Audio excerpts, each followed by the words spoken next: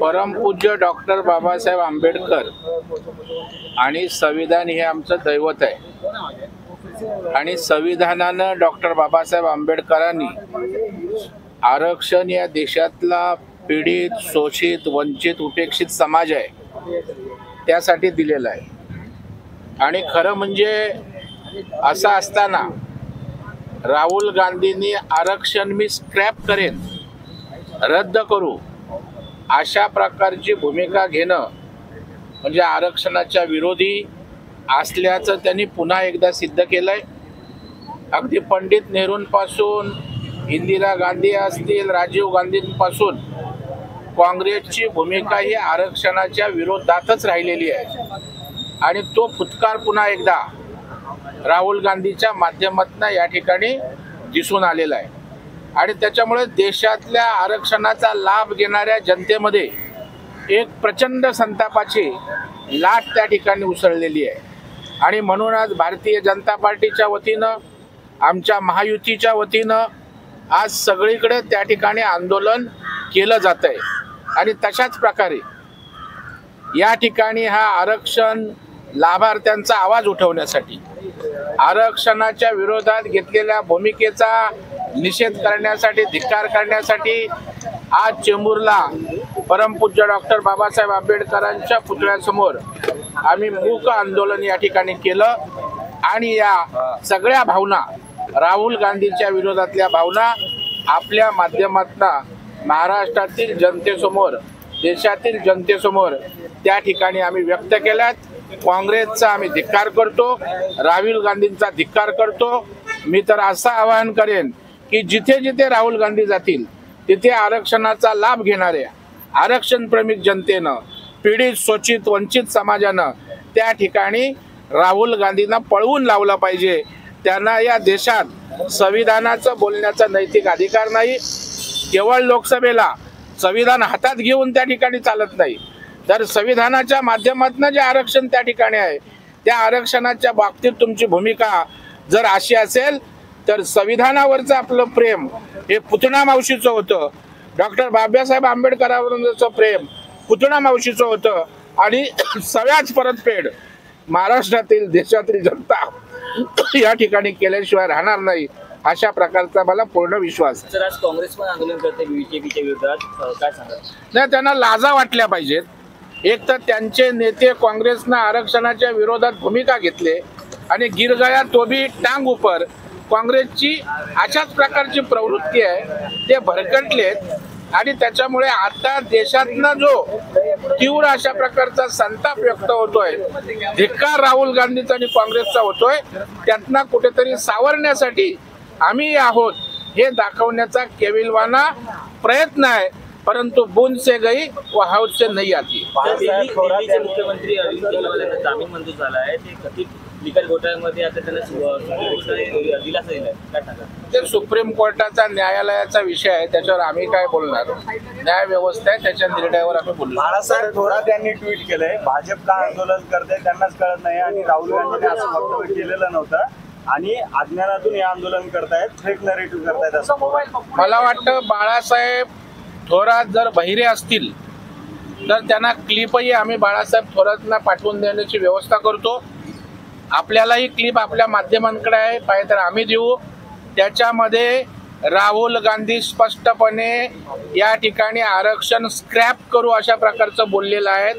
आता त्या ठिकाणी सोंग घेतलेल्यांना ऐकायलाही येणार नाही, त्या ठिकाणी दिसणारही नाही। बाळासाहेब थोरात यांचं ढोंग आहे, सोंग आहे। आता जनता जेव्हा त्यांना सगळीकडून पळवून लावेल तेव्हा राहुल गांधी बोललेत की नाही याचं प्रत्यंतर त्यांना येईल। हिंदी में जानना चाहेंगे? संकेत बावनकुळेंना वाचवण्याचा प्रयत्न करण्यात, जसं पुण्यामध्ये आरोपीला वाचवण्याचा प्रयत्न केलाय, तशाच प्रकारे त्याला वाचवण्याचा प्रयत्न केला। 3 मित्र सुद्धा गाडीने धावून होते। कोणी त्या ठिकाणी वाचवण्याचा प्रयत्न करत नाही। स्वतः संकेतच्या वडिलांनी, प्रदेशाध्यक्षांनी सांगितलेलं आहे की माझ्या मुलाच्या बाबतीत जर काही पुरावे आढळले तर त्यांच्यावर कारवाई करा। गृह खात्याने सांगितलेलं आहे कोणालाही वाचवलं जाणार नाही, कायदा सगळ्यांसाठी समान आहे, योग्य ती कारवाई संबंधितांवर होईल। परंतु उगाच कोणाला राजकीय उद्देशानं गोवण्याचा प्रयत्न असेल तर तेही आम्ही खपवून घेणार. सर, नितेश राणे ज्या पद्धतीने विधान केलं मुसलमानांच्या मध्ये, अजित पवार म्हणजे असं विधान आम्ही खपवून घेणार नाही, अशा प्रकारे इशारा दिला आहे नितेश राणेंना. मला वाटतं अजितदादांना विचारा, नितेश राणेंच्या विधानावर आशिष शेलारांनी प्रतिक्रिया दिली. सर, हिंदी में जानना चाहेंगे, आज आंदोलन कर रहे हैं आप, क्या वजह है, क्या कारण है, और वहाँ पर कांग्रेस का भी एक आंदोलन है. मुझे लगता है कांग्रेस का आरक्षण प्रति जो मन में भाव है वो राहुल गांधी ने प्रकट किया है, जो कि कांग्रेस की दिखाने की नीति अलग, मतलब दिखाने के दांत अलग और खाने के दांत अलग, यह फिर एक बार देश की जनता के सामने आया है. नेहरू से लेके इंदिरा गांधी से लेके राजीव गांधी तक कांग्रेस की भूमिका आरक्षण के खिलाफ ही थी.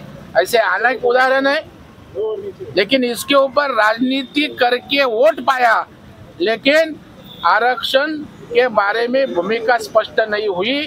वो फिर एक बार राहुल गांधी ने हम आरक्षण के खिलाफ है, हम आरक्षण स्क्रैप करेंगे, यह बोल के कांग्रेस की भूमिका, कांग्रेस के मन में क्या है आरक्षण के बारे में, वो लोगों के सामने आया है. तुम आरक्षण क्या स्क्रैप करोगे? देश की जनता ने कांग्रेस स्क्रैप किया है, अभी बचा हुआ कांग्रेस है वो यह आरक्षण के मुद्दे को लेके पूरा कांग्रेस को स्क्रैप करेगी और देश की जनता राहुल गांधी को और कांग्रेस को माफ नहीं करेंगी, ये मेरा दावा है. राहुल गांधी ने अगर माफी नहीं मांगी तो अगला कदम क्या रहेगा बीजेपी? अगला कदम राहुल गांधी के खिलाफ जन आंदोलन खड़ा रहेगा.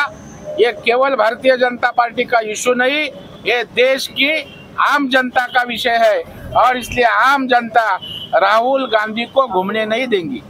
आज या ठिकाणी महायुतीच्या तर्फे राष्ट्रवादी काँग्रेस, भारतीय जनता पार्टीचे नेते प्रवीण दरेकर आणि आमचे तालुका अध्यक्ष नंदू सवणे यांच्या नेतृत्वाखाली आम्ही या ठिकाणी मूक आंदोलन घेतलेलं आहे. हे मूक आंदोलन आज अमेरिकेत जाऊन जे राहुल गांधींनी त्यांच्या जे पोटात होतं आरक्षणाच्या विरोधातलं आणि या आरक्षणाच्या विरोधातली जी भूमिका होती त्यांनी भारतात न बोलता अमेरिकेत बोलले, त्याबद्दल आम्ही त्यांचा जाहीर निषेध करण्यासाठी या ठिकाणी आम्ही मूक आंदोलन घेतलेलं आहे.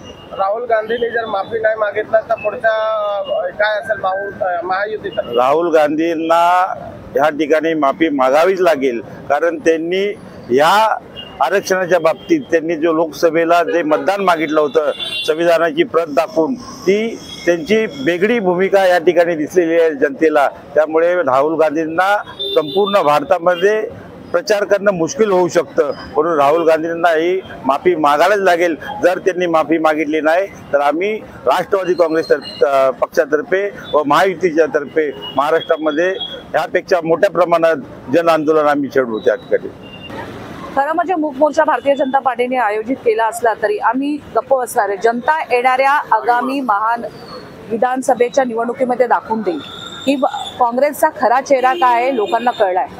दाखवायचे दात एक आहे, खायचे दात एक आहे काँग्रेसचे.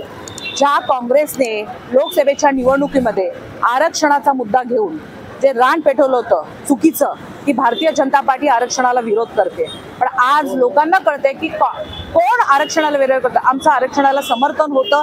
आज संविधान डॉक्टर बाबासाहेब आंबेडकरांनी जे आरक्षण दिले ते चुकीचे आहे हे दाखवायचंय का काँग्रेसला?